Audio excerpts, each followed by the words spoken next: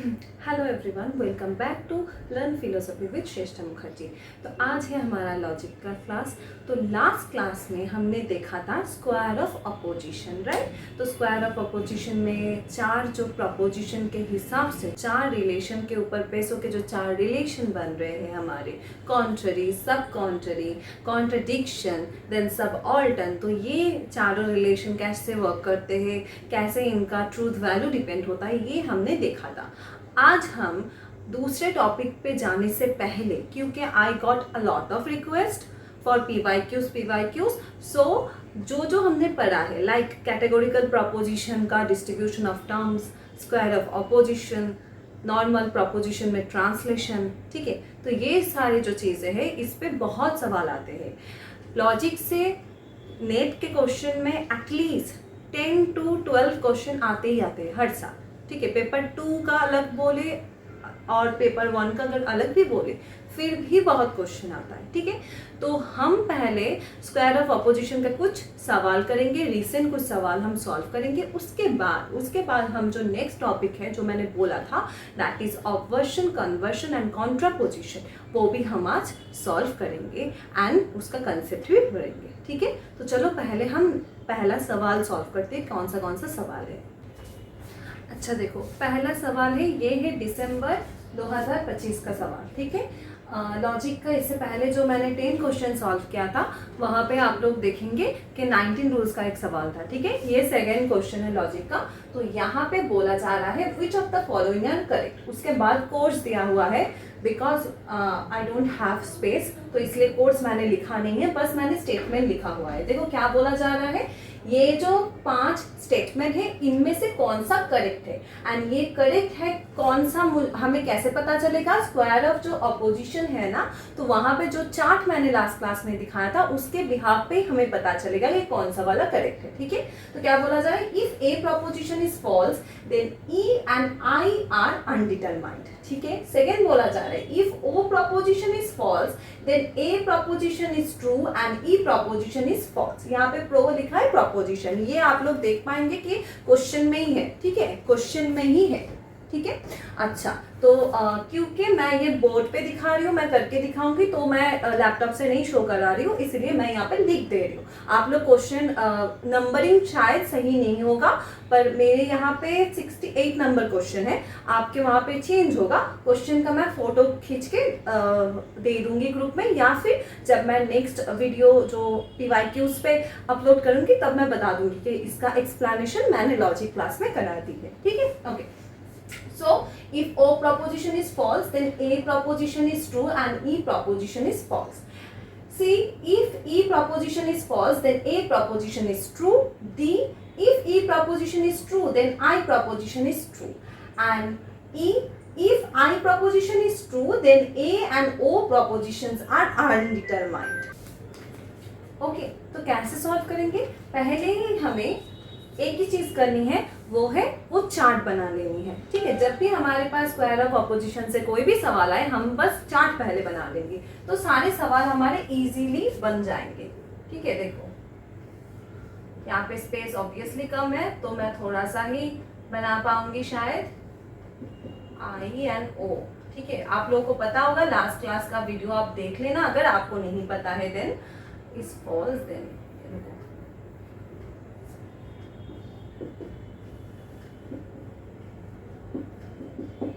थोड़ा सा यहाँ पे मैनेज कर लेते हैं। देखो मैंने क्या बताया था कि ये जो है ट्रू करके जाएगा एंड ये फॉल्स होके जाएगा, ठीक है। कैपिटल ट्रू के पास में कैपिटल फॉल्स नहीं होगा, स्मॉल में होगा फॉल्स, एंड स्मॉल एफ के पास में स्मॉल टी होगा, ठीक है। तो ऐसे हमारा चार्ट बन गया एंड लास्ट में सारे यू है, ठीक है। अभी ये बनाना क्यों जरूरी है, इसके हिसाब से हमें समझ में आएगा कि कौन सा करेक्ट है, ठीक है। देखो क्या बोला जा रहा है, यहाँ पे कोड्स है कि 3 ही प्रपोजिशन यहाँ पे करेक्ट है। आइदर ऑप्शन 1 में E C A, option B में B E D, and option C में D C B, and option D में ए बी ई, ठीक है। ये चारों कोड्स है, ओके।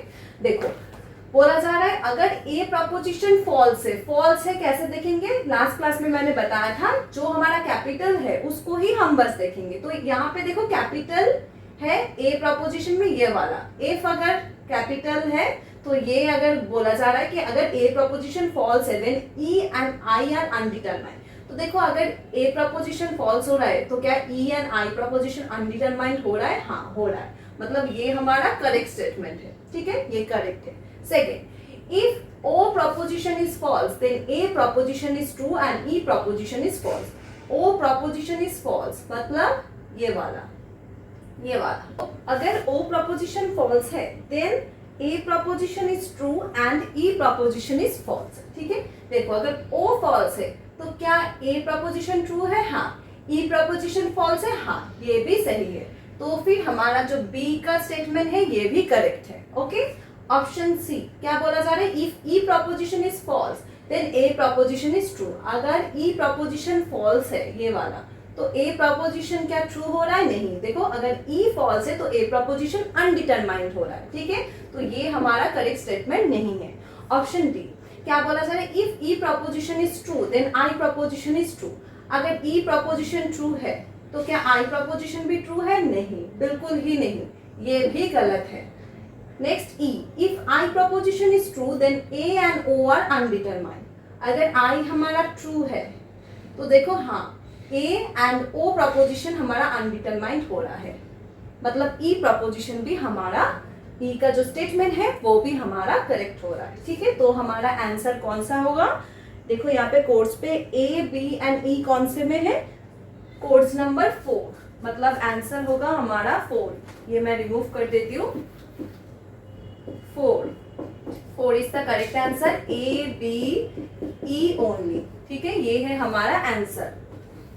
ये जो सवाल था इसका करेक्ट आंसर है option 4, A B and E only, ठीक है। आप लोग कमेंट करना अगर किसी को समझ में नहीं आ रहा हो, अभी भी अगर किसी को नहीं समझ में आ रहा है कि कैसे हम देख रहे हैं, आप कमेंट करना, मैं कोशिश करूंगी नेक्स्ट क्लास में और भी अच्छे से समझाने की, और भी डिटेल में बताने की, ठीक है। अच्छा ओके, ये है पहला सवाल। दूसरा कौन सा सवाल है लॉजिक का, देखते हैं, मतलब स्क्वायर ऑफ अपोजिशन से कौन सा सवाल है। अब देखो नेक्स्ट सवाल ये आया है हमारा 2024 में, जो जून का एग्जाम कैंसिल होकर अगस्त में हुआ था ना, वो वाला जो ऑफलाइन हुआ था फर्स्ट एग्जाम, वहाँ पे आया था। तो मैं अभी वही सवाल करा रही हूँ जो हमारा स्क्वायर ऑफ अपोजिशन से रिलेटेड है, ठीक है। और मैंने सोचा है और एक दिन मैं ऐसा क्लास लूँगी जहाँ पे ना मैं सारे लॉजिक कराऊंगी, क्योंकि देखो मैंने 19 रूल्स कराया नहीं है अभी तक, मैंने क्वांटिफिकेशन कराया नहीं है, पर जब मैं एक सेपरेट वीडियो करूँगी जहाँ पे लॉजिक के 10 से 20 या 30 जितना क्वेश्चन हो सके हम सॉल्व करेंगे, तो वहाँ पे क्वांटिफिकेशन भी कवर होगा, 19 रूल्स भी कवर होगा, और अदर्स जितने भी सवाल जवाब जितने भी होते हैं लॉजिक के सारे कवर होंगे, ठीक है। तो अभी बस मैं स्क्वायर ऑफ अपोजिशन के जो क्वेश्चन आए हैं मैं बस उसको ही टारगेट कर रही हूँ, उसको ही एक्सप्लेन कर रही हूँ, ओके। सो ये है 2024 जून का सवाल। तो देखो यहाँ पे मैचिंग द लिस्ट दिया गया है, 4 जो रिलेशन है वो बताया गया है, कॉन्ट्ररी, सब कॉन्ट्ररी, सब ऑल्टर्न, सुपर ऑल्टर्न, एंड यहाँ पे सुपर ऑल्टर्न क्या है, जो सब ऑल्टर्न है उसी का सुपर वर्जन, ठीक है। मतलब सब ऑल्टर्न रिलेशन क्या है, जहाँ पे यूनिवर्सल प्रोपोजिशन अगर ट्रू होता है तो पर्टिकुलर प्रोपोजिशन भी ट्रू होता है, अगर यूनिवर्सल प्रोपोजिशन फॉल्स होता है तो पर्टिकुलर भी फॉल्स हो, राइट। तो उसका ही सुपर ऑल्टर्न है दूसरा, ठीक है। अच्छा, तो होना चाहिए था कॉन्ट्राडिक्शन, पर यू ऑल नो कि एनटीए सवाल पे कितना मतलब यू नो मिस्टेक्स करते हैं। तो जो भी हो, देखो ये तीनों से ही बन जाएगा सवाल हमारा। तो क्या क्या दिया गया है, if E is false then O is undetermined, if I is true A is undetermined, if A is true E is false, and if O is false I is true. Again हमें वो वाला chart ही चाहिए, ठीक है।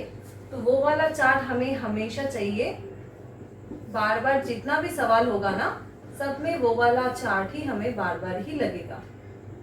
मैं यहाँ पे थोड़ा सा नॉर्मली कर देती हूँ क्योंकि स्पेस का थोड़ा सा तो इशू है, ठीक है। अच्छा, चारों जगह पे यू रहेगा,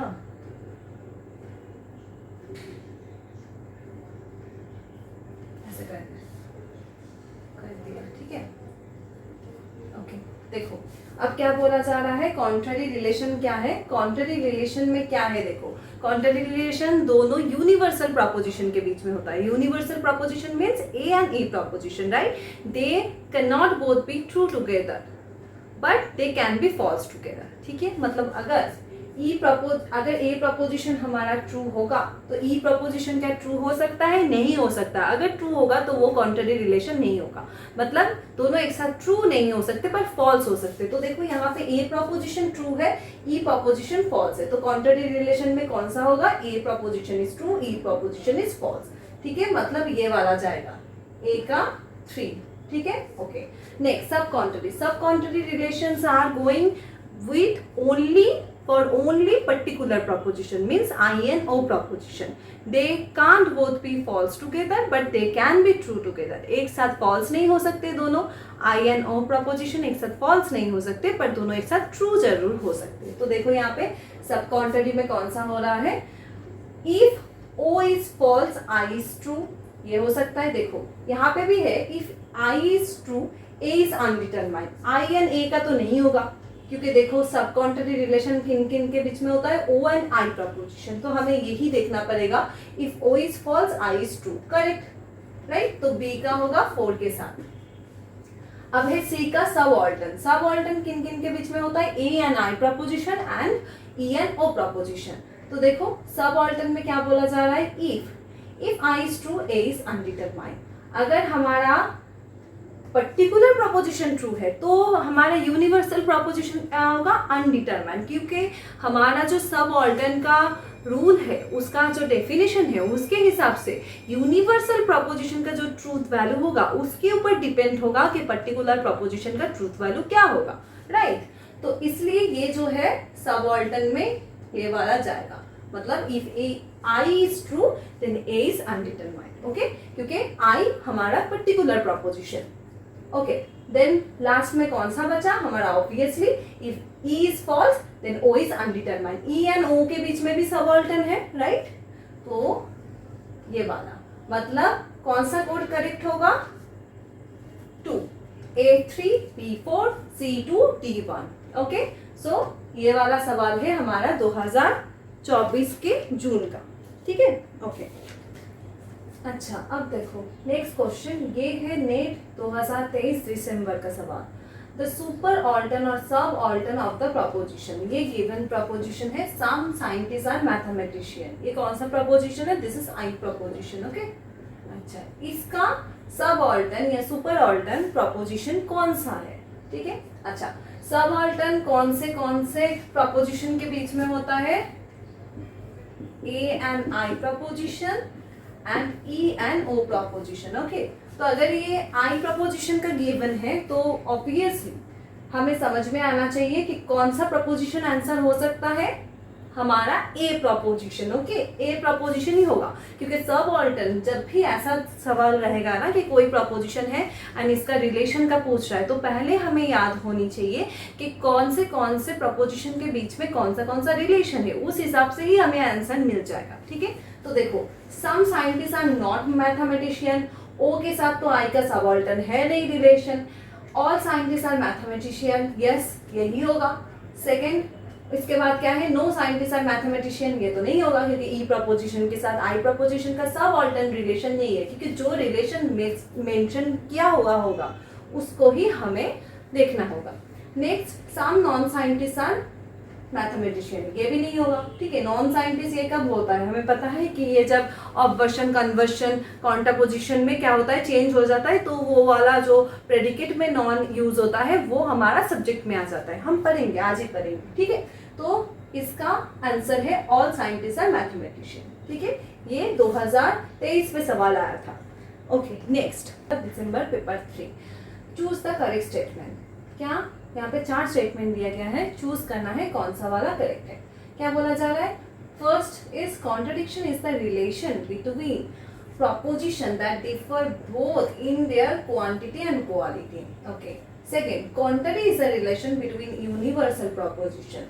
Sub contrary is a relation between particular proposition. Universal propositions are the principal or subaltern to particular proposition. देखो कॉन्ट्रडिक्शन जो रिलेशन होता है, पहले हम बताते हैं चार जो हमारा रिलेशन है, जो कॉन्ट्ररी रिलेशन है वो हमारा ओनली यूनिवर्सल प्रोपोजिशन के बीच में होता है. तो वहाँ पे क्या डिफरेंट होता है? Only quality, subject predicate and quantities are same. And again in also sub contrary, वहाँ पे भी बस क्वालिटी ही चेंज होता है, बाकी तीनों चीज subject predicate and quantity same रहता है. कॉन्ट्राडिक्शन में क्या होता है? बिकॉज कॉन्ट्राडिक्ट हो रहा है A proposition to O proposition. A proposition is a universal affirmative proposition and O proposition is a particular negative proposition. तो देखो क्वालिटी भी डिफरेंट हो रहा है, क्वांटिटी भी डिफरेंट हो रहा है. तो कॉन्ट्रडिक्शन में क्वालिटी क्वांटिटी दोनों ही डिफरेंट होता है एंड सब्जेक्ट प्रेडिकेट सेम होते हैं. एंड जो हमारा सबऑल्टर्न या फिर सुपरऑल्टर्न है, वहाँ पे क्या होता है? वहाँ पे हमारा सब्जेक्ट प्रेडिकेट सेम रहते हैं, क्वालिटी अभी सेम है. अभी बस क्या चेंज हो रहा है? क्वांटिटी. एक यूनिवर्सल है तो दूसरा पर्टिकुलर है, एक पर्टिकुलर है तो दूसरा यूनिवर्सल है. ओके, तो देखो ये वाला contradiction is a relation between proposition that differ both in their quantity and quality. ये सही है. Second, contrary is a relation between universal proposition. ये भी करेक्ट है. Subcontrary relation between particular proposition. ये भी सही है. Universal proposition are the principal और subaltern of particular. Universal proposition जो होगा उसके हिसाब से ही पर्टिकुलर होगा. तो ये भी करेक्ट है. तो ये जो चारों स्टेटमेंट है, ये चारों स्टेटमेंट भी करेक्ट है हमारा. ठीक है, तो यहाँ पे आंसर कौन सा होगा? आंसर होगा option 4. All of the above statements are correct. ठीक है, ओके. नेक्स्ट,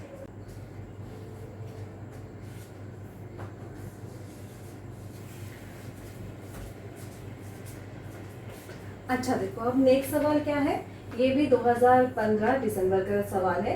यहाँ पे डेफिनेशन दिया गया है, पूछा है ये कौन से रिलेशन का डेफिनेशन है. Okay, so if two proposition with the same subject predicate can both be true but can not both be false, then the relation between them is called as contrary, contradiction, sub contrary, subaltern. क्या होगा? देखो contrary में मैंने क्या बोला कि ये दोनों एक साथ ट्रू नहीं हो सकते, पर एक साथ क्या हो सकते हैं? फॉल्स हो सकते हैं. कॉन्ट्रडिक्शन में क्या बोला? ना ही दोनों एक साथ ट्रू होंगे, ना ही दोनों एक साथ फॉल्स होंगे. एंड सब कॉन्ट्ररी में क्या बोला? एक साथ ट्रू तो हो सकते हैं, पर एक साथ ये दो प्रोपोजिशन फॉल्स नहीं हो सकते. एंड सबऑल्टर्न में अगर यूनिवर्सल प्रोपोजिशन ट्रू होगा तो पर्टिकुलर प्रोपोजिशन भी ट्रू होगा, अगर यूनिवर्सल प्रोपोजिशन फॉल्स होगा तो पर्टिकुलर प्रोपोजिशन भी फॉल्स होगा. यहाँ पे क्या बोला गया है? Both be true but can not both be false. मतलब कौन सा होगा answer? Sub contrary, option C. Okay okay, ठीक है. स्क्वायर ऑफ अपोजिशन में 2011-12 तक ये सारे ही सवाल थे. इसके अलावा बहुत सारे सवाल हैं, पर मेनली वो सारे 19 रूल्स, ट्रूथ टेबल, ठीक है, फिर क्वेश्चन, ऐसा बहुत सवाल है. एंड सॉल्व वाला तो बहुत सारा है. तो ये कुछ बेसिक रिसेंट सवाल मुझे दिखा, तो मुझे लगा नेक्स्ट टॉपिक को जाने से पहले हम पहले ये सॉल्व कर लेंगे. अभी क्योंकि एग्ज़ाम सामने है तो हम वही करेंगे जो भी टॉपिक हम पढ़ेंगे. ठीक है, विवेकानंदों के केस पे क्या हो रहा है? क्योंकि विवेकानंदों का टॉपिक बहुत बड़ा है, वो कंप्लीट करने में हमें बहुत टाइम लग रहा है. पर लॉजिक में क्या होता है? एक एक टॉपिक कवर करते हैं, सॉल्व करते हैं, अगले टॉपिक पे जाते हैं. तो मैं वही कराऊंगी कि एक एक टॉपिक हम कंप्लीट करेंगे, उसको सॉल्व करेंगे हम PYQ के बेस पे. ठीक है, जैसे कि मैं कन्वर्शन, ऑपरेशन, कॉन्ट्रापोजिशन कराऊंगी, उसका PYQ का सवाल भी मैं कुछ सॉल्व करूंगी एंड कुछ मैं होमवर्क करूंगी. एंड मैं चाहती हूँ कि जो लोग ये वीडियो आप देख रहे हो, आप मेरे ग्रुप पे ज्वाइन होके वो जो सवाल मैं दूंगी होमवर्क, वो आप करके मुझे ग्रुप पे सेंड करो. ठीक है, आप लोगों को भी थोड़ा सा एक्टिव होना पड़ेगा. ठीक है, मैं जो सवाल होमवर्क दूंगी वो आपको करके मुझे ग्रुप में सेंड करना है. ठीक है, अगर किसी को डाउट आता है देन तो ऑब्वियसली आप जवाब दोगे, आप पूछोगे ऑब्वियसली. पर अगर आपको प्रॉब्लम ना भी आए तो भी आप सॉल्व करके मुझे ग्रुप में भेजना. ओके, अच्छा, तो अभी हम स्टार्ट करेंगे क्या? Conversion, operation and contraposition.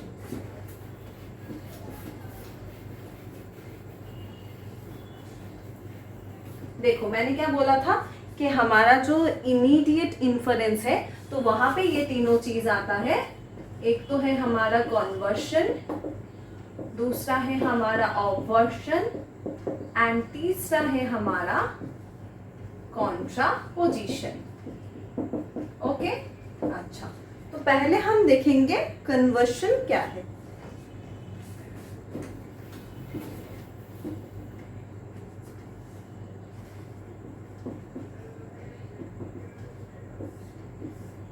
Okay, तो पहले मैं इसके कुछ रूल्स है वो पहले मैं लिख देती हूँ, ठीक है। रूल्स, पहला रूल्स ये है, थोड़ा यहाँ पे मैं साइड में कर लूँ तो मेरे लिए बहुत आसानी होगी रूल्स लिखने के लिए, यहाँ पे कर देती हूँ।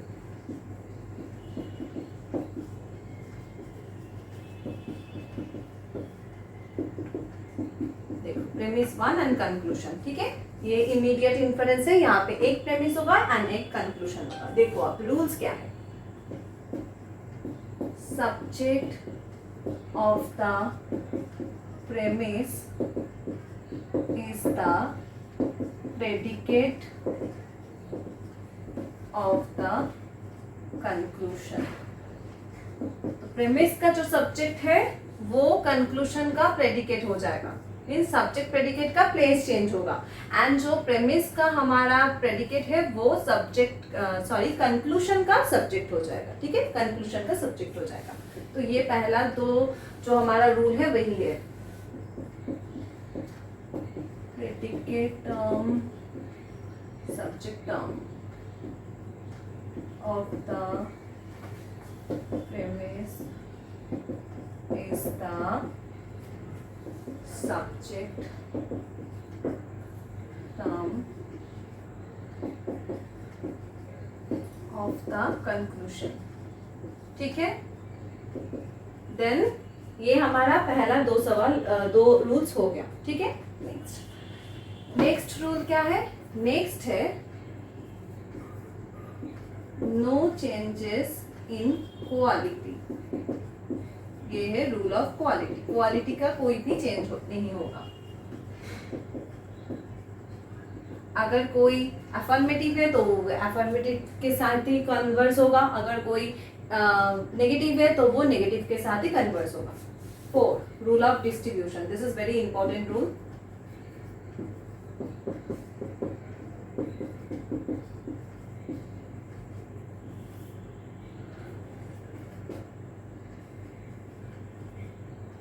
If any term is not distributed in the premise, then that term cannot be distributed in the conclusion also। देखो ये बहुत ही एक इम्पॉर्टेंट रूल है, इसके हिसाब से ही ना बहुत सारे रूल्स जो है ए प्रपोजिशन ई प्रपोजिशन की ये चेंज होंगी। कैसे, क्या सवाल है? देखो ये थोड़ा सा बहुत ही अच्छा एक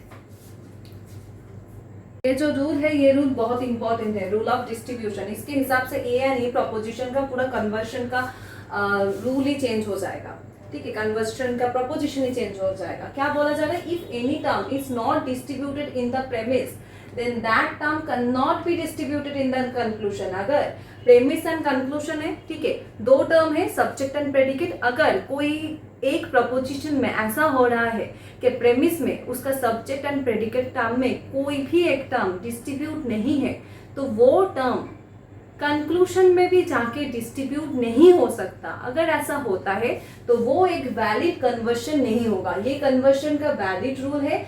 किसी भी प्रपोजिशन का हमें कन्वर्शन करना होगा तो हमें ये रूल याद होनी चाहिए, उसके हिसाब से ही हमारा कन्वर्शन होगा।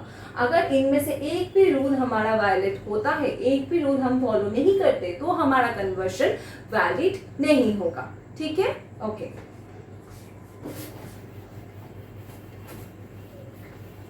ये रूल आई होप आप लोगों ने नोट डाउन कर लिया है। अभी पहले मैं थोड़ा सा बता देती हूँ कौन से प्रपोजिशन से कौन से प्रपोजिशन का कन्वर्शन होता है। ए प्रपोजिशन का कन्वर्शन होता है आई में, ई प्रपोजिशन का कन्वर्शन होता है ई में, आई प्रपोजिशन का कन्वर्शन होता है आई में, एंड ओ प्रपोजिशन का कन्वर्शन होता ही नहीं है, ठीक है। अब क्यों नहीं होता है, ए प्रपोजिशन का ए में क्यों कन्वर्शन नहीं होता है, क्यों यहाँ पे ए से आई में कन्वर्शन हो रहा है, क्यों ए में नहीं हो रहा है, ये सब हम पढ़ेंगे, सब हम देखेंगे डिटेल्स में। ओके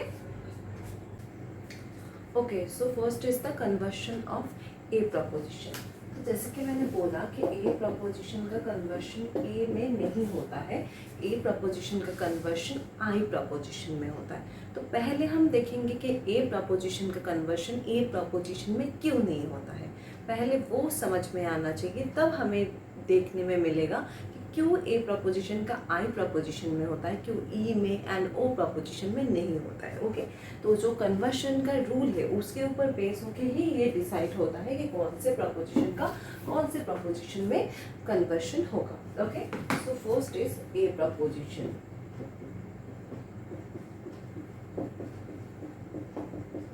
पहले हम A proposition to A proposition का ही कन्वर्शन देखेंगे, ठीक है। ओके चलो, A proposition to A proposition means premise भी हमारा ए प्रपोजिशन होगा एंड हमारा जो कंक्लूजन है वो भी ए प्रपोजिशन ही होगा, ठीक है। ओके, तो मान लो all men are mortal being, ये है हमारा प्रेमिस, एंड कंक्लूजन है all mortal beings are men, ठीक है। ओके, अब देखो जो हमारा सब्जेक्ट है प्रेमिस में वो हमारा कंक्लूजन का प्रेडिकेट हो रहा है, फर्स्ट रूल अप्लाई हो रहा है। जो हमारा प्रेडिकेट है प्रेमिस में वो हमारा सब्जेक्ट टर्म हो रहा है कंक्लूजन में, ये भी सही है, ठीक है। अब इन दोनों का क्वालिटी सेम है, both are universal affirmative proposition, right.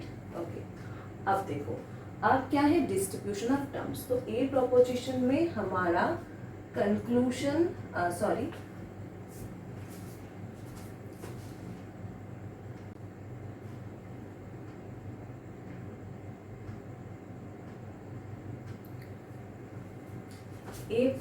A preposition में हमारा सब्जेक्ट टर्म डिस्ट्रीब्यूट है, प्रेडिकेट टर्म डिस्ट्रीब्यूट नहीं है। क्यों डिस्ट्रीब्यूट नहीं है, लास्ट क्लास में मैंने ये बताया था कि क्योंकि जो ऑल मेन आर मॉर्टल बोला जा रहा है तो मॉर्टल बीइंग के अंदर मेन के अलावा भी बहुत सारे एनिमल्स इंसेक्ट आते हैं, पर जो मेन है वो मॉर्टल ही हो सकता है, इमॉर्टल नहीं हो सकता है। तो इसीलिए इस हिसाब से डिस्ट्रीब्यूशन ऑफ टर्म्स हुआ था सब्जेक्ट एंड प्रेडिकेट टर्म का। तो ए प्रपोजिशन का सब्जेक्ट टर्म डिस्ट्रीब्यूटेड है पर प्रेडिकेट टर्म डिस्ट्रीब्यूटेड नहीं है। तो अब देखो ये चीज यहाँ पे भी अप्लाई होगा क्योंकि दोनों ही premise and conclusion both are A proposition. Okay, so because both are A proposition तो दोनों जगह पे ही सब्जेक्ट टर्म हमारा डिस्ट्रीब्यूट हो रहा है एंड प्रेडिकेट नहीं हो रहा है। अब क्या रूल बोला गया था, जो 4 नंबर रूल था, rule of distribution of terms, तो वहां पे बोला गया था if any terms is not distributed in the premises, then that term, that specific term cannot be distributed in the conclusion. Okay, तो अब देखो यहाँ पे mortal being जो term है वो क्योंकि हमारा premise का predicate term है तो वो distribute नहीं है because it is a A proposition, right? अब जैसे ही subject predicate का place change हो जा रहा है तो ये जो हमारा मॉर्टल बीइंग है ये क्या हो जा रहा है, ये हमारा कंक्लूजन का सब्जेक्ट टर्म बन जा रहा है। एंड जैसे ही ये कंक्लूजन का सब्जेक्ट टर्म बन जा रहा है वैसे ही क्या हो रहा है कि क्योंकि ए प्रपोजिशन यूनिवर्सल अफर्मेटिव प्रपोजिशन है तो उसका सब्जेक्ट टर्म डिस्ट्रीब्यूट हो जा रहा है।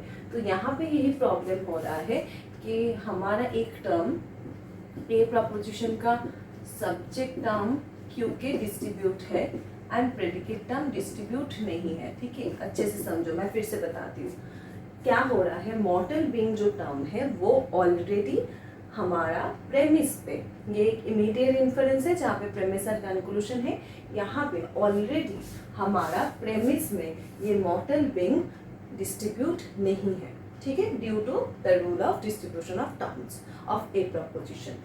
अब जैसे ही हमारा कन्वर्शन का रूल के हिसाब से सब्जेक्ट प्रेडिकेट का प्लेस चेंज हुआ, ये मॉर्टल बीइंग जो टर्म है ये हमारा कंक्लूजन का सब्जेक्ट टर्म हो गया। एंड जैसे ही ये मॉर्टल बीइंग सब्जेक्ट टर्म हो गया due to A proposition distribution of terms rules, ये अगेन कंक्लूजन में आके हमारा डिस्ट्रीब्यूट हो गया। मतलब जो टर्म यहाँ पे प्रेडिकेट पे रहने की वजह से प्रेमिस में डिस्ट्रीब्यूट नहीं हो पाया, वो टर्म आगे कंक्लूजन का सब्जेक्ट बनने की वजह से डिस्ट्रीब्यूट हो गया। तो यहाँ पे ए प्रोपोजिशन टू ए प्रोपोजिशन जब भी कन्वर्शन होता है, यहाँ पे क्या होता है, यहाँ पे कौन सा रूल वायलेट होता है, rule of distribution of terms जो है, मतलब 4 नंबर जो रूल है वो यहाँ पे फॉलो नहीं होते हैं, डज नॉट फॉलो। ठीक है, तो इसीलिए ए प्रोपोजिशन टू ए प्रोपोजिशन का जो कन्वर्शन है वो वैलिड नहीं है, वो पॉसिबल नहीं है।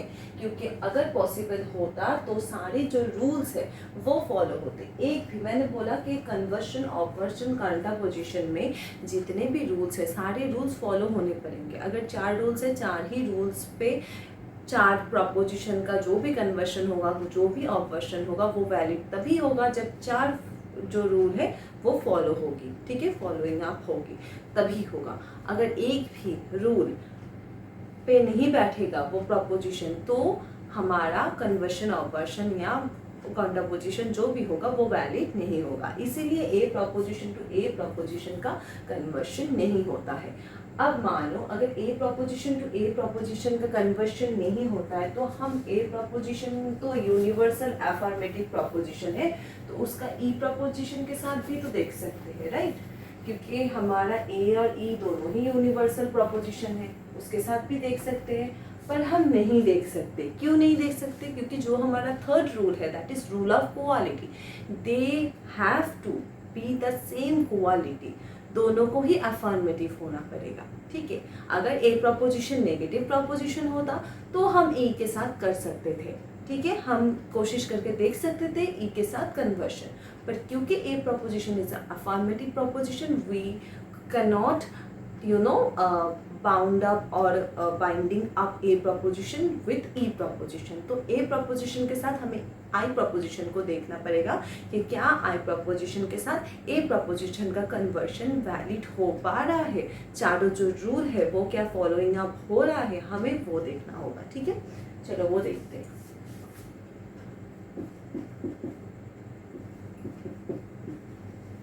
Men are modelling,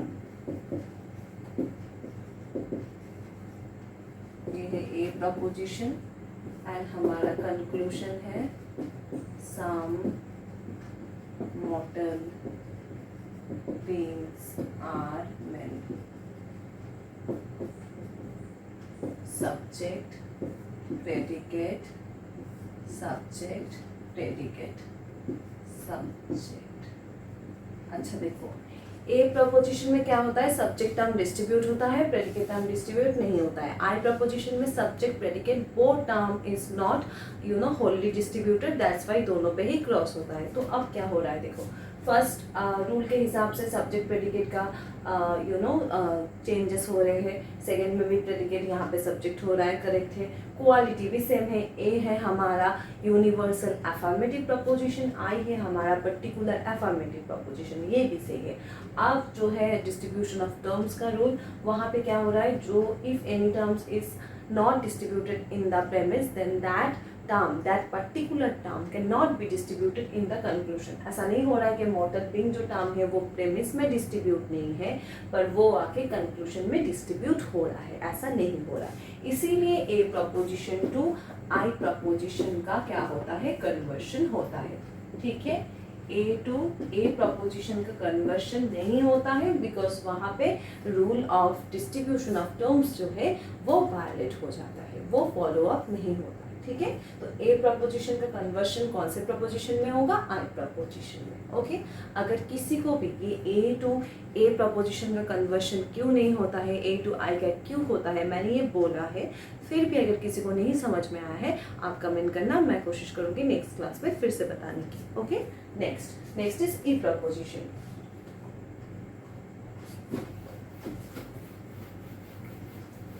E proposition का conversion is very simple. E proposition का कन्वर्शन ई प्रोपोजिशन में ही होता है। No man are God, conclusion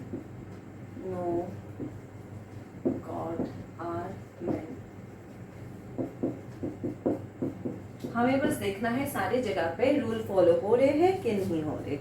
देखो ये जो सब्जेक्ट है ये यहाँ पे प्रेडिकेट हो रहा है, ये जो प्रेडिकेट है प्रेमिस में ये यहाँ पे सब्जेक्ट हो रहा है, दोनों ही क्या है, दोनों ही नेगेटिव है। ठीक है, ओके। अब क्या है डिस्ट्रीब्यूशन ऑफ टर्म में, दोनों टर्म ही ये प्रपोजिशन में we know subject and predicate वो टर्म आर डिस्ट्रीब्यूटेड, तो यहाँ पे कोई भी रूल फॉलो नहीं हो रहे हैं ऐसा नहीं है। तो ई प्रपोजिशन टू ई प्रपोजिशन का कन्वर्शन होता है। Okay, next is I preposition.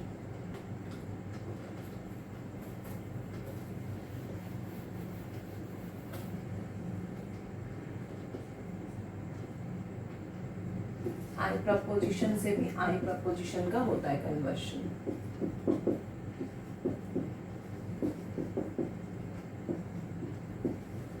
Some flowers are white. Conclusion: some white things are flowers. देखो यहाँ पे बोला जा रहा है कुछ जो फ्लावर है वो वाइट है, एंड बोला जा रहा है उसको चेंज करके प्लेसेस चेंज होके some white things are flowers. Okay, तो देखो यहाँ पे भी अगेन सब्जेक्ट जो है प्रेमिस का वो यहाँ पे कंक्लूजन में प्रेडिकेट हो रहा है, जो प्रेडिकेट है प्रेमिस का वो यहाँ पे सब्जेक्ट हो रहा है कंक्लूजन का। ओके, दोनों ही क्या है, दोनों ही हमारे अफर्मेटिव प्रपोजिशन है। Okay, and distribution of terms we know कि आई प्रपोजिशन का कोई भी टर्म डिस्ट्रीब्यूट नहीं है। ठीक है, आई प्रपोजिशन का कोई भी सब्जेक्ट प्रेडिकेट में से कोई भी टर्म डिस्ट्रीब्यूट नहीं है। मैं फिर से एक बार ये डिस्ट्रीब्यूशन ऑफ टर्म्स का लिख देती हूँ यहाँ पे ताकि आप लोगों को दिक्कत ना हो। देखो ए ई आई एंड ओ,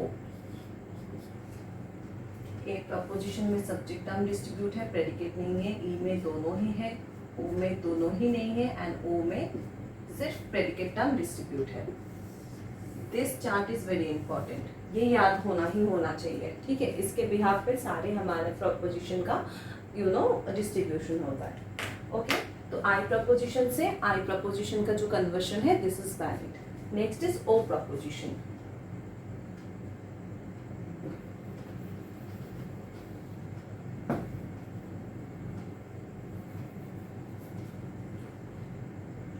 अब देखो ओ प्रपोजिशन का कन्वर्शन नहीं होता है। क्यों नहीं होता है? अगेन डिस्ट्रीब्यूशन ऑफ टर्म्स की वजह से, तो इसीलिए मैंने ये चार्ट यहाँ पे ड्रॉ कर दिया। डिस्ट्रीब्यूशन ऑफ टर्म्स की वजह से नहीं होता है। अब हम देखते हैं some men are not liars, this is ओ।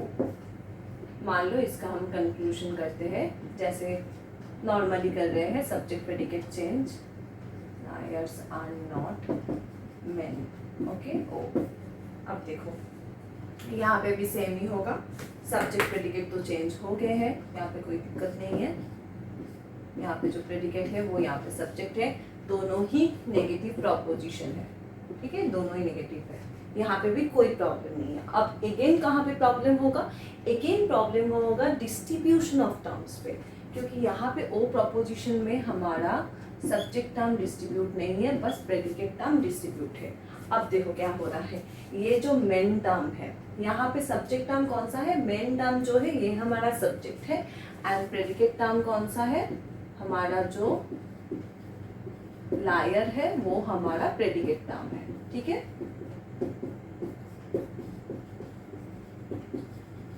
तो ये जो मेन टर्म है, क्योंकि ये this is a premise, okay, premise है, क्योंकि ये प्रेमिस का सब्जेक्ट है, that's why this is not distributed. Okay, and जैसे ही इसका प्लेस चेंज होके ये कंक्लूजन का प्रेडिकेट टर्म बनता है, ये यहाँ पे डिस्ट्रीब्यूट हो जाता है, because this is a O proposition means particular negative proposition, and particular negative proposition में क्योंकि नेगेशन हो रहा है प्रेडिकेट टर्म का, इसीलिए हमारा प्रेडिकेट टर्म जो है वो डिस्ट्रीब्यूट होता है। ठीक है, ओके तो इसीलिए यहाँ पे भी सेम ही चीज़ हो रहा है। जो टर्म मेन टर्म हमारा डिस्ट्रीब्यूट नहीं था प्रेमिस पे, पर ये चेंजेस होने की वजह से कंक्लूजन में जाके डिस्ट्रीब्यूट हो रहे हैं। तो इसीलिए यहाँ पे भी जो हमारा रूल ऑफ डिस्ट्रीब्यूशन का रूल है कन्वर्शन में, वो फॉलो नहीं हो रहे हैं। तो ओ प्रपोजिशन टू ओ प्रपोजिशन का कन्वर्शन इज नॉट वैलिड, ठीक है, इज कम्प्लीटली नॉट वैलिड। पर इससे पहले भी हमने देखा कि ए प्रपोजिशन से ए प्रपोजिशन का कन्वर्शन वैलिड नहीं है, पर ए प्रपोजिशन से आई प्रपोजिशन का कन्वर्शन तो वैलिड है, राइट। तो अब हम देखते हैं कि ओ प्रपोजिशन से ओ प्रपोजिशन का कन्वर्शन तो वैलिड नहीं है, तो क्या ओ प्रपोजिशन के साथ और कौन सा नेगेटिव प्रपोजिशन है? E preposition. तो क्या ओ प्रपोजिशन के साथ ई प्रपोजिशन का कन्वर्शन वैलिड होगा या नहीं, हम देखेंगे। अच्छा, तो ओ के साथ ओ का तो नहीं हुआ। अब देखते क्या ओ के साथ हमारा ई का हो सकता है conversion.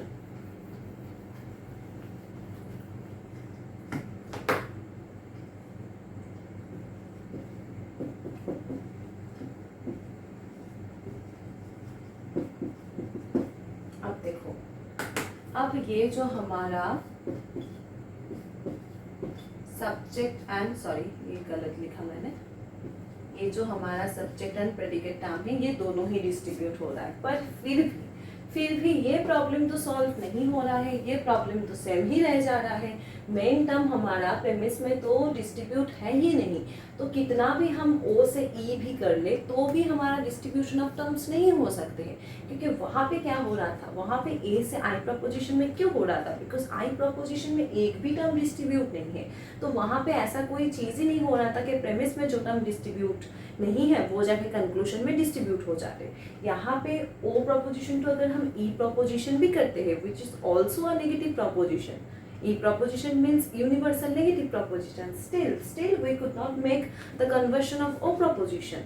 Why? Because again we have an issue in the distribution of terms or the rule of distribution of terms. Okay, so इसीलिए हमारा ना ही O proposition to O proposition conversion हो सकता है और ना ही O proposition to E proposition conversion हो सकता है। तो इसीलिए बोला जाता है जब भी कन्वर्शन का आता है ना सवाल, तो वहाँ पे बोला जाता है या फिर हम लिखते हैं दैट ओ प्रपोजिशंस कन्वर्शन या फिर conversion of O proposition is not valid, ये लिखते हैं इज नॉट वैलिड, ये वैलिड नहीं है क्योंकि यहाँ पे सारे रूल फॉलो नहीं हो रहे हैं। ओके, आई होप कि ये चीज़ आप लोगों को समझ में आ रहा होगा, ठीक है। तो फिर A proposition to I proposition का कन्वर्शन होता है, E to E, I to I and O का नहीं होता है, ठीक है। So this is all about conversion only. अच्छा, नेक्स्ट है हमारा ऑपवर्शन, ठीक है। तो पहले मैं कन्वर्शन ऑपवर्शन कॉन्ट्रापोजिशन करा देती हूँ, उसके बाद हम पेपर सॉल्व करेंगे, ठीक है। तो क्योंकि मैं ये आज करा रही हूँ, ठीक है, आज मैं कन्वर्शन ऑपवर्शन कॉन्ट्रापोजिशन करके 1-2 क्वेश्चन कराऊंगी और बाकी क्वेश्चन मैं होमवर्क दूंगी एंड आई होप कि आप लोग वो सॉल्व करोगे खुद से, ठीक है। क्योंकि सॉल्व आप नहीं करोगे, लॉजिक थोड़ा सा ना मैथ की जैसा है, आप जितना प्रैक्टिस करोगे आपका लॉजिक उतना अच्छा होगा। आप प्रैक्टिस नहीं करोगे आपका लॉजिक एकदम बेकार जाएगा, आपको हमेशा डर लगेगा लॉजिक से, ठीक है। Okay, next is this is conversion, converse हो रहा है। अब है ऑपवर्शन।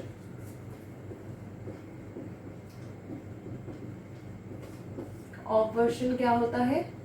ए प्रपोजिशन का ई प्रपोजिशन में, ई प्रपोजिशन के ए में, आई का ओ में एंड ओ का आई में, ठीक है। This is obversion. वो था कन्वर्शन, यहाँ पे कन्वर्शन भी लिख देती हूँ।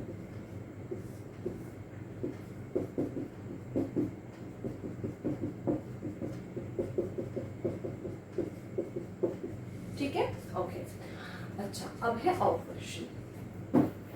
तो ऑपवर्शन में क्या करना होता है? देखो, ऑपवर्शन में पहला स्टेप है कि जो प्रेमिस का एंड कंक्लूजन का सब्जेक्ट जो है वो सेम होगा,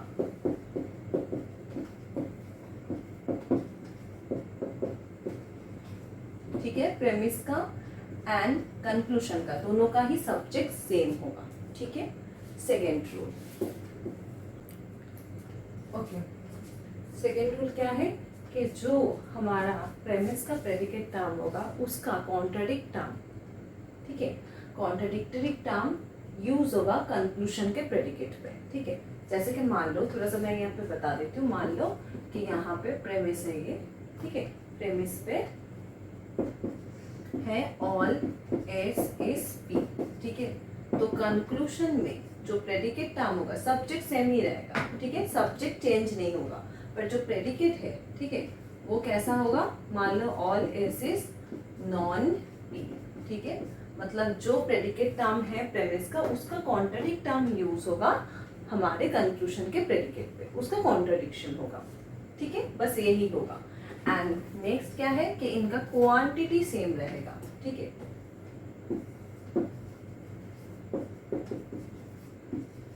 आर सेम, पर चेंजेस किस पे होगा, this is the rule of quantity, changes किस पे होंगे, चेंजेस होंगे क्वालिटी पे, ठीक है, डिफरेंट क्वालिटी। एक अगर अफर्मेटिव होगा तो दूसरा नेगेटिव होगा, एक अगर नेगेटिव होगा तो दूसरा अफर्मेटिव होगा, ठीक है, this is rule of quality. तो यहाँ पे भी 4 रूल है। एक पे बोला जा रहा है दोनों का सब्जेक्ट सेम होगा, प्रेमिस एंड कंक्लूजन दोनों का ही सब्जेक्ट सेम होगा। सेकेंड में बोला जा रहा है प्रेडिकेट पे क्या होगा कि जो प्रेमिस का प्रेडिकेट है एंड जो कंक्लूजन का प्रेडिकेट है उसका कॉन्ट्राडिक्ट टर्म यूज होगा। थर्ड बोला जा रहा है दोनों का क्वांटिटी सेम है, अगर दोनों यूनिवर्सल प्रोपोजिशन है तो यूनिवर्सल होंगे, अगर एक पर्टिकुलर है तो दूसरा भी पर्टिकुलर होगा, एंड क्वालिटी में चेंज होगा, अगर एक अफर्मेटिव होगा दूसरा नेगेटिव होगा। ये भी यहाँ पे 4 रूल्स ही है। This all are also rules, okay, rules of what, rules of operation, ठीक है। अब है इसका हमारा, देखते हैं कि कौन से प्रोपोजिशन में कैसा होता है, ठीक है, ओके, ये मैं रिमूव कर देती हूँ।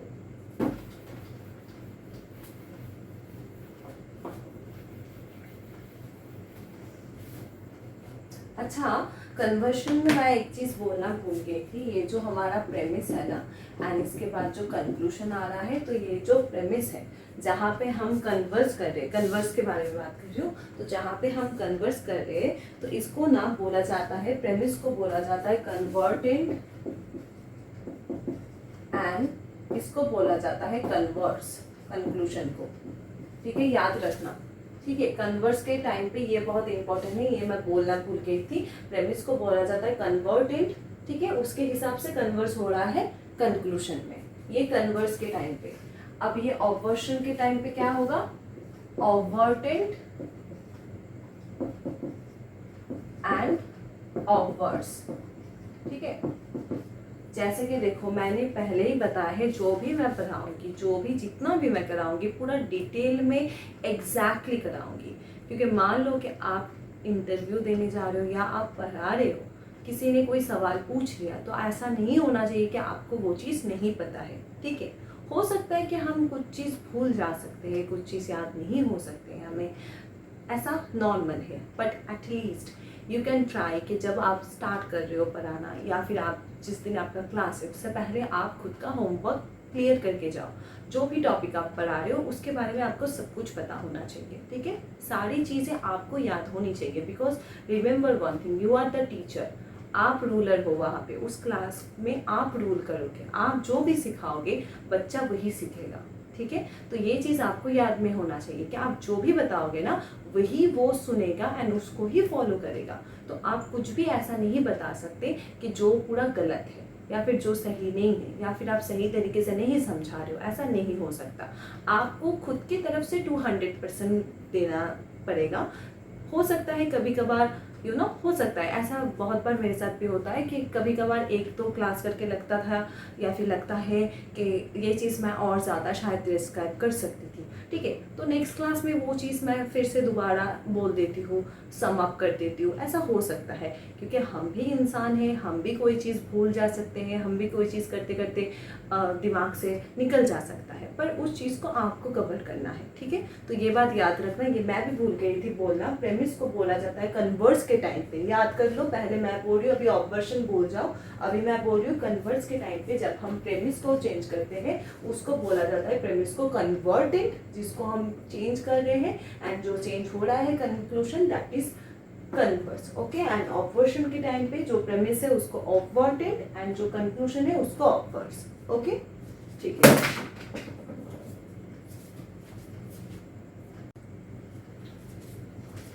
ओके, ठीक है। अब है पहला हमारा ऑब्वर्शन। पहला ऑब्वर्शन किसका है? ए प्रपोजिशन का। मैंने बोला कि ए प्रपोजिशन का ऑब्वर्स होता है ई प्रपोजिशन में। Okay, all men are mortal। Conclusion क्या होगा? No men are non mortal। देखो मैं थोड़ा सा फॉर्म से दिखा देती हूँ। All S is P, no S is non P. ठीक है, नॉन मतलब क्या? कॉन्ट्रडिक्शन हो रहा है। किसका? प्रेडिकेट टर्म का कॉन्ट्रडिक्शन होगा कंक्लूजन का प्रेडिकेट टर्म। ओके, और बाकी तो सब कुछ सही है। यहाँ पे देखो क्वालिटी सेम नहीं है। This is A proposition means affirmative, this is E proposition means negative, and both are universal proposition. ठीक है, सो ए प्रपोजिशन से ई प्रपोजिशन का ऑब्वर्शन होता है। Okay, next is E preposition.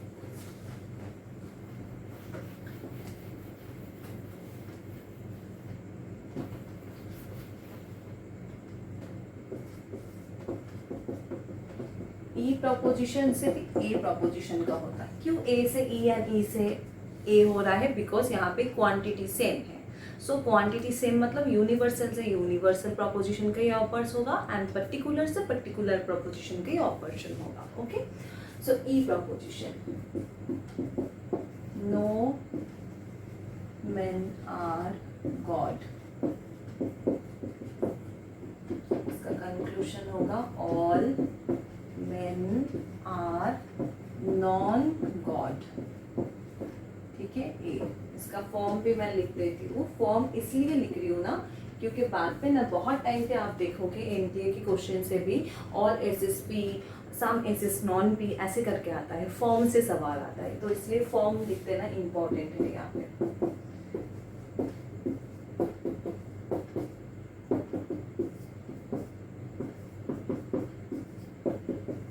Non P, बार बार बोल रही हूँ, नॉन पी मतलब नॉट नहीं है। नॉन मतलब यहाँ पे नेगेशन नहीं है, नॉट नहीं है, ये नहीं है। ठीक है, नॉन मतलब यहाँ पे जो प्रेडिकेट टर्म बताया जा रहा है उसका कॉन्ट्रडिक्ट टर्म हो रहा है। अगर हम बोल रहे हैं कि आज वेडनेसडे है तो यहाँ पे बोला जा रहा है नॉन वेडनेसडे, मतलब वेडनेसडे नहीं है। ठीक है, मतलब कॉन्ट्रडिक्शन टर्म मतलब क्या? P dot negation P. हम बोल रहे हैं अभी मैं जागी हुई हूँ एंड अभी मैं सोई हुई हूँ, मतलब एक ही टाइम पे एक ही चीज को एक बार हम एक्सेप्ट कर रहे हैं, एक बार नेगेट कर रहे हैं, दैट इज कॉन्ट्रडिक्शन। ओके, तो यहाँ पे कॉन्ट्रडिक्शन हो रहा है, ये नेगेशन नहीं है। ठीक है, नॉन मतलब यहाँ पे नेगेशन नहीं है। नॉन एंड नॉट के साथ बिल्कुल ही कंफ्यूज मत होना। ठीक है, तो this is E proposition. E to A proposition का ऑपरेशन होता है। Next is I proposition.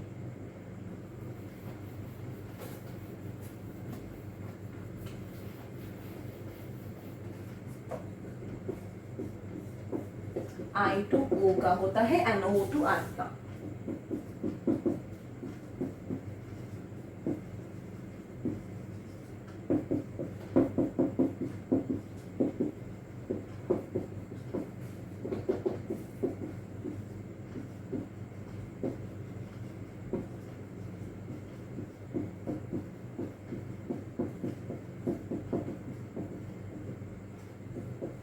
अब ये बहुत अच्छे से देखना, देखो यहाँ पे क्या है, यहाँ पे आई टू ओ प्रपोजिशन का हो रहा है। ठीक है, पहले इसका फॉर्म लिख देती हूँ फिर बताती हूँ।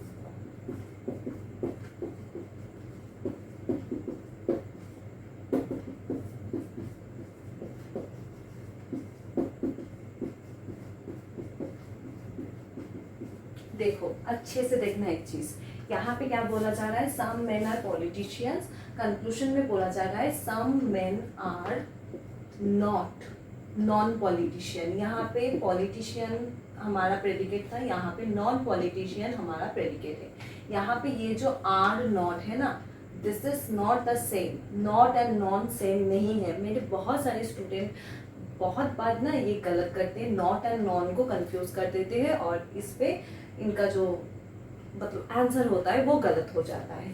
तो यहाँ पे देखो आर एंड आर नॉट मतलब दिस इज अफर्मेटिव है, आर नॉट मतलब this is the negative one, okay, negative premise. तो ये दोनों सेम नहीं है, इसलिए मैंने यहाँ पे फॉर्म लिखा है। आप देखोगे तो इस एंड इस नॉट पे आपको समझ में आएगा। एंड ये P and non P, this twos are the predicate, okay. तो आई प्रपोजिशन से ओ प्रपोजिशन का होता है, तो आर नॉट रहेगा एंड यहाँ पे नॉन पी भी रहेगा, ठीक है।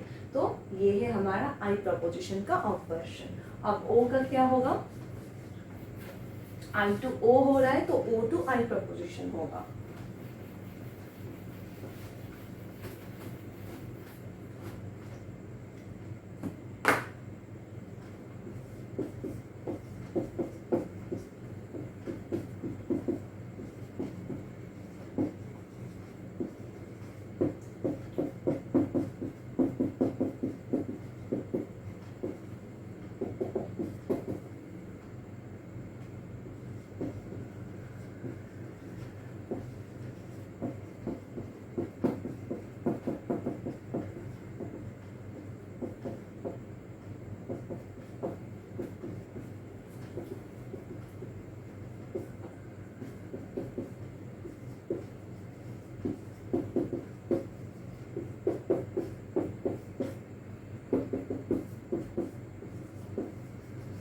अब देखो यहाँ पे अब हो रहा है क्या, अब यहाँ पे उल्टा हो रहा है।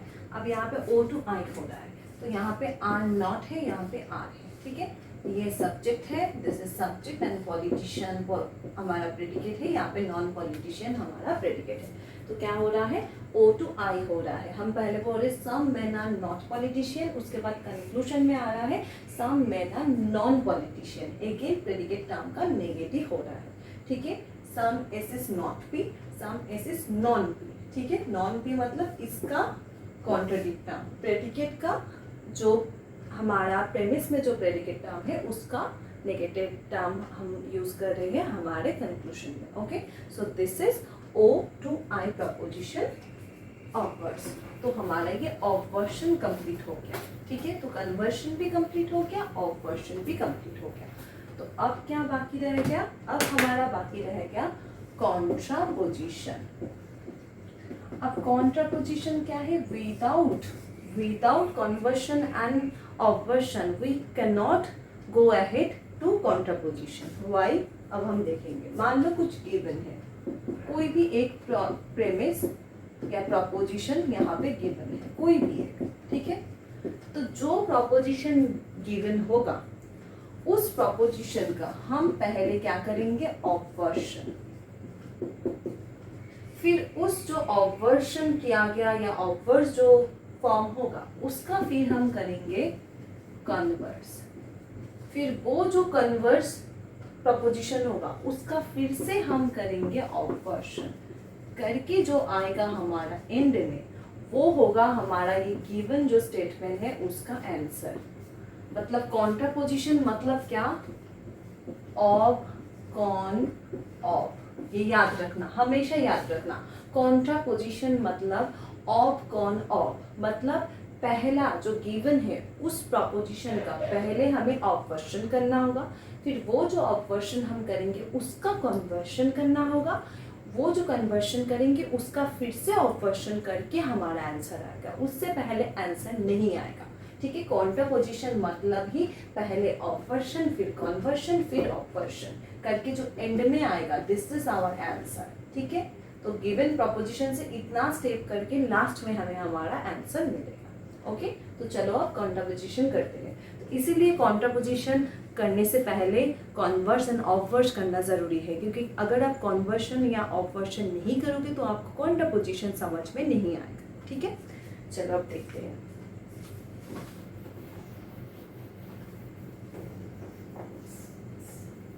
पहले है ए प्रपोजिशन का।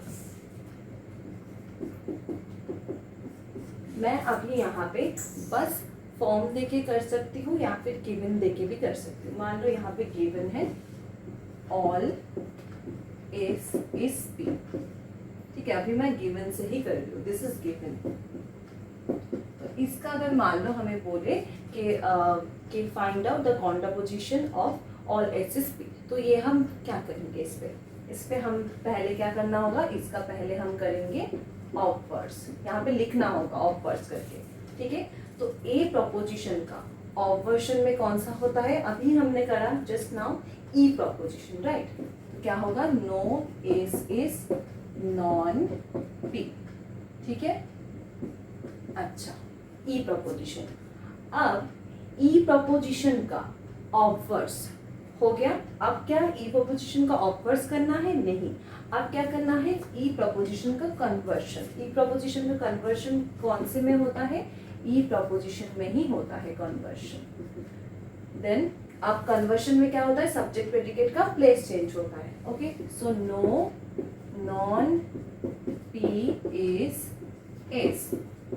अब अगेन इसका बाद क्या होगा, इसका ऑपवर्शन, पहले तो गिवन का ऑपवर्शन हो गया, अब उसका कन्वर्शन हो गया, अब उस कन्वर्शन का क्या होगा, अगेन ऑपवर्शन होगा। तो ई प्रपोजिशन का अगेन ऑपवर्शन क्या होगा, हमारा A proposition means all non P is non S. A मतलब क्या निकल के आया, हमारा जो ए प्रपोजिशन है उसका कॉन्ट्रापोजिशन टर्म क्या हो रहा है, ए ही हो रहा है, ठीक है। ए प्रपोजिशन का कॉन्ट्रापोजिशन ए प्रपोजिशन भी निकल रहा है। ऑल एस इज पी, इसका कॉन्ट्रापोजिशन टर्म निकल रहा है all non P is non S. ये वाला इस बार का जो एग्जाम था रिसेंट दिसंबर में, उस पे आया था। अभी हम करेंगे ये, जब सॉल्व करेंगे ना तब देखेंगे कि ऑलरेडी तो हमने सॉल्व कर ही लिया है ये, ठीक है। तो ऑल एस इज पी का कॉन्ट्रापोजिशन टर्म है all non P is non S, okay. Next है हमारा ई प्रपोजिशन।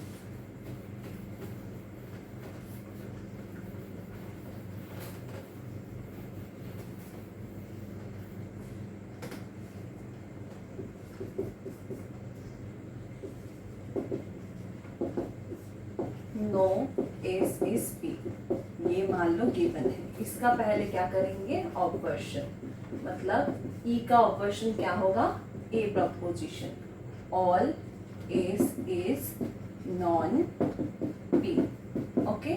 इसका अगेन कन्वर्शन, ए प्रपोजिशन का कन्वर्शन क्या होता है, I proposition means some non P is S. अब अगेन आई प्रपोजिशन का ऑपवर्शन क्या होता है, O proposition, some non P is not non S, O proposition. देखो यहाँ पे क्या हुआ, अच्छे से देखना, सम नॉन पी, ये नॉन पी ऑलरेडी था, is not non S, S का हमारा कॉन्ट्राडिक्ट टर्म हुआ, ठीक है। तो फिर हमारा जो ई प्रपोजिशन है उसका कॉन्ट्रापोजिशन टर्म क्या हो रहा है, ए टू ओ हो रहा है, ठीक है। फिर ए टू आई प्रपोजिशन हो रहा है, sorry A to A proposition हो रहा है, यहाँ पे लिख देती हूँ, कॉन्ट्रापोजिशन किसका किसका हो रहा है, ए टू ए हो रहा है, ई टू ओ हो रहा है। आई का देखना कॉन्ट्रापोजिशन नहीं होता है, क्यों नहीं होता है आपको समझ में आएगा, एंड ओ का ओ में ही होता है। अच्छा चलो अब नेक्स्ट देखते हैं हम आई प्रपोजिशन का।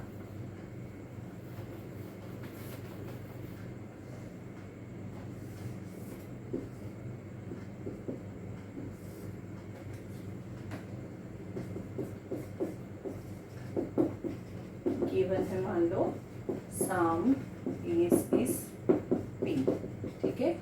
इसका पहले ऑफवर्ड्स करना है, means some is not non P. Obverts मतलब क्या, O proposition, right. I proposition का ऑफवर्शन क्या है, O proposition, so some S is not non P, ये है हमारा ऑब्वर्शन, कौन सा चीज़ का, आई प्रपोजिशन का। अब देखो ये जो ऑब्वर्स हुआ ओ प्रपोजिशन का, अब क्या करना है, अब करना है ओ प्रपोजिशन का कन्वर्स। पर क्या ओ प्रपोजिशन का कन्वर्शन पॉसिबल होता है, नहीं होता है।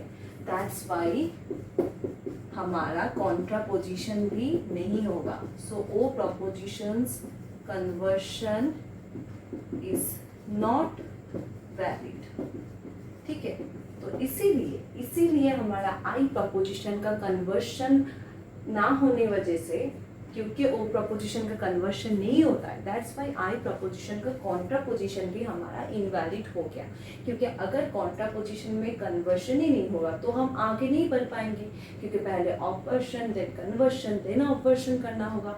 तो अगर कन्वर्स से हम आगे ही ना बढ़ पाए तो हमारा कॉन्ट्रापोजिशन का जो प्रोसेस है वही हमारा फुलफिल नहीं होगा।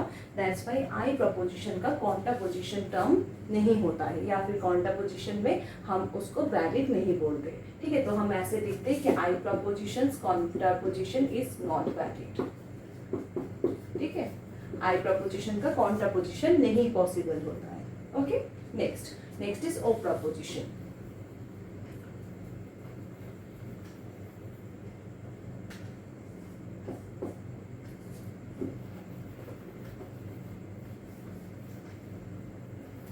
अब देखो ओ प्रपोजिशन,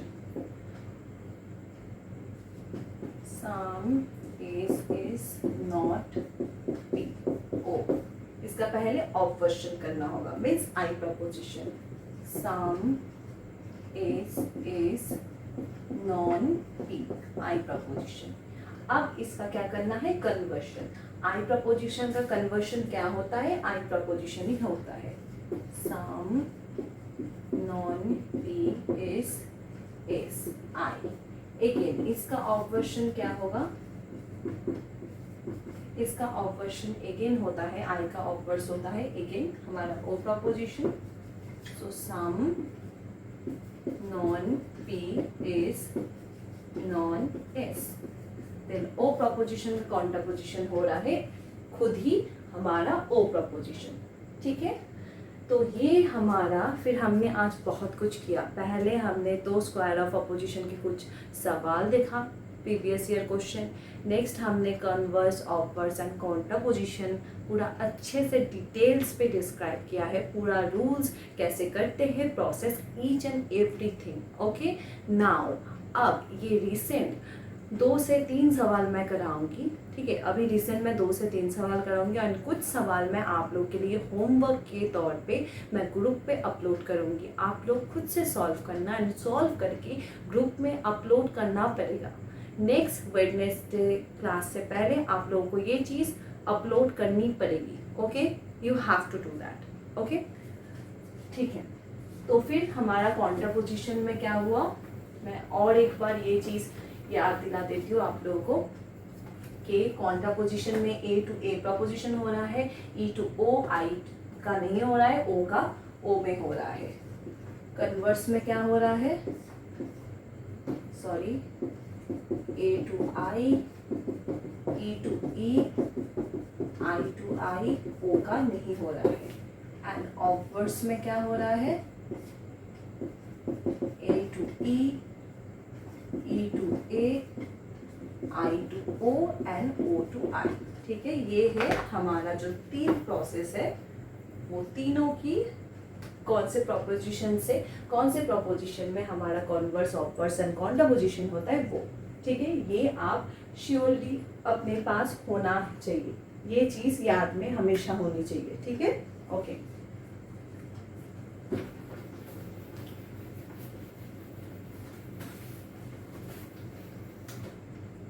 अच्छा, अब देखो ये कॉन्ट्रापोजिशन में इसी साल में सवाल आया है, which of the following are correct. ठीक है, so the contraposition of I is some S is P, is some non P is non S. मैं पूरा सवाल नहीं लिख रही हूँ, मैं यहाँ पे थोड़ा सा शो कर देती हूँ ये चीज़। ये देखो, आई होप आप लोगों को ये दिख रहा होगा। ठीक है, ओके देखो सवाल क्या बोला जा रहा है, which of the following are correct. एक एक स्टेटमेंट में पढ़ रही हूँ, एक एक स्टेटमेंट हम सॉल्व करेंगे। पहला स्टेटमेंट में बोला जा रहा है contraposition of I, contraposition of I some S is P is some non P is non S. तो हमें देखना है कि क्या सच में जो कॉन्ट्रापोजिशन है आई प्रपोजिशन का सम एस इज पी, क्या उसका कॉन्ट्रापोजिशन सम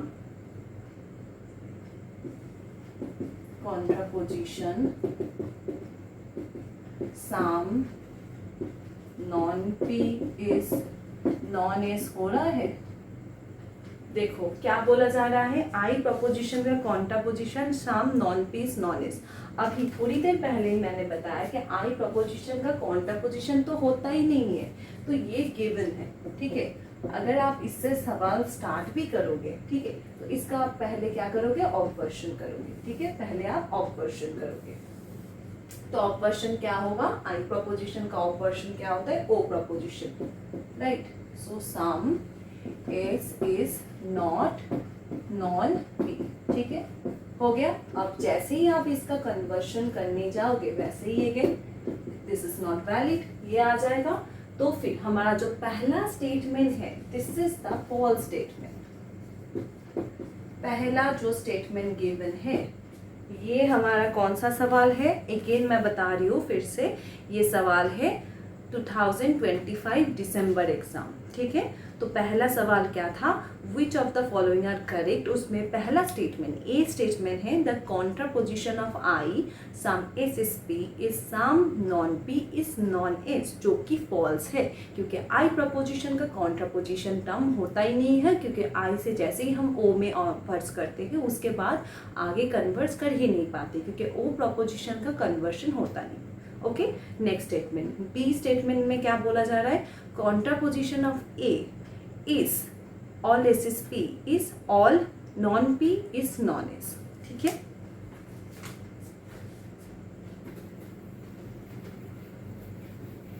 देखो अभी थोड़ी देर पहले ही हमने किया कि ए प्रपोजिशन का जैसे ही हम कॉन्ट्रापोजिशन कर रहे थे ऑल एस इज पी का, उसका लास्ट में आ रहा था ना all non P is non S, ठीक है। अभी थोड़ी देर पहले ही हमने किया, फिर भी क्योंकि गिवन है हम फिर से ये करके देखेंगे। इसका पहले ऑब्वर्स क्या होगा, that no S is non P E, then इसका कन्वर्शन क्या होगा, no non P is S, then इसका ऑब्वर्शन क्या होगा, देन इसका ऑब्वर्शन होगा A all non P is non S. Okay, मतलब ये जो बी स्टेटमेंट है this is the correct one, ठीक है। ये जो हमारा बी स्टेटमेंट है ये हमारा करेक्ट है। Okay, next C, converse of O. C statement में क्या बोला जा रहा है, converse of O some S is not P is some S is P. तो जो कन्वर्स है ओ प्रपोजिशन का, क्या उसका some S is not P का converse some S is P है? नहीं, ये तो बिल्कुल ही नहीं है, क्योंकि कन्वर्स तो होता ही नहीं है ओ प्रपोजिशन का, राइट। ओ प्रपोजिशन का कन्वर्स तो होता ही नहीं है, तो सी भी अगेन हमारा रॉन्ग ही है, ठीक है। अभी हमने किया कि ओ प्रपोजिशन में कन्वर्स होता ही नहीं है, तो फिर हम करके भी क्यों देखें, एग्जाम में टाइम वेस्ट तो नहीं कर सकते। जो हमें पता है नहीं हो रहा है तो हम वो सॉल्व भी नहीं करेंगे, right. Okay, next the converse of E no S is P is no P is S, ठीक है। तो बोला जा रहा है कन्वर्स क्या है, ई का converse, no S is P का क्या converse, no P is S है, हाँ है, बिल्कुल है, तो ये भी करेक्ट है, ठीक है। तो कौन सा हमारा करेक्ट हो रहा है, देखो याद रखो, बी हमारा करेक्ट हुआ, डी हमारा करेक्ट हुआ अभी तक, ठीक है। अच्छा, नेक्स्ट स्टेटमेंट है ई प्रपोजिशन में क्या बोला जा रहा है, the obverse of O some S is not P is some S is non P. तो जो हमारा ऑब्वर्शन है ओ प्रपोजिशन का यहाँ पे हो जाएगा, ऑब्वर्स है ओ प्रपोजिशन का, सम इज नॉट पी, इसका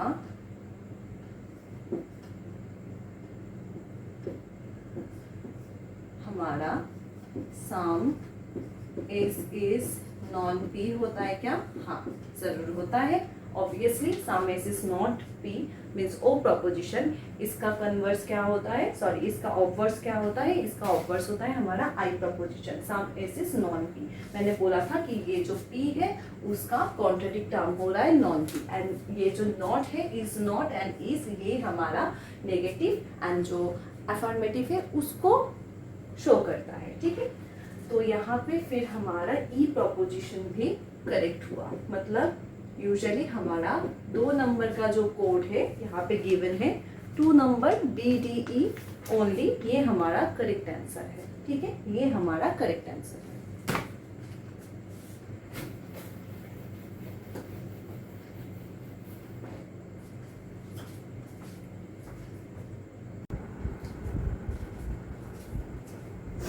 ठीक है, तो आप लोग देख पा रहे होंगे कि जो हम कर रहे हैं, जो रूल के हिसाब से हम कर रहे हैं उसके हिसाब से ही सवाल आता है। ठीक है, तो लॉजिक में मैं एक बार सारे स्टूडेंट को बताना चाहूँगी कि आप लोग बिल्कुल भी मत डरो। ठीक है, लॉजिक ऐसा कुछ भी चीज़ नहीं है जो आपको नहीं आएगा, बस आपको जितना पता है वो चीज़ आप सॉल्व करो, आप बार बार प्रैक्टिस करो। मान लो आपने 19 रूल्स बहुत बार प्रैक्टिस की है, स्टिल आप प्रैक्टिस करो। ठीक है, क्योंकि क्या है, जैसे यूजुअली बोला जाता है practice makes a man perfect, right.